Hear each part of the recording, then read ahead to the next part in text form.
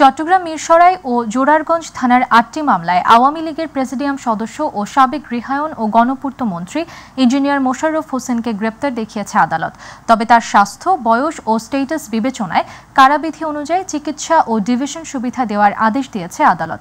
আজ কড়া নিরাপত্তায় তাকে চট্টগ্রাম আদালতে আনা হয়। পরে বিভিন্ন মামলায় ভিন্ন ভিন্ন কোর্টে তাকে হাজির করা হলে আদালত শুনানি শেষে প্রত্যেক মামলায় তার জামিন নামঞ্জুর করে বলে জানান আসামি পক্ষের আইনজীবী ফখরুদ্দিন চৌধুরী।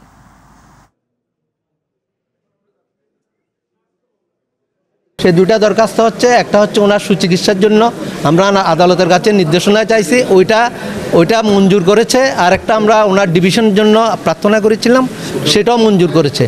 আমরা তো আইনের ঊর্ধ্বে না, সবাই মন্ত্রী হোক আর যাই হইক না কেন, আমরা আইনের বিধিবদ্ধ আইনের মধ্যে আমরা আছি।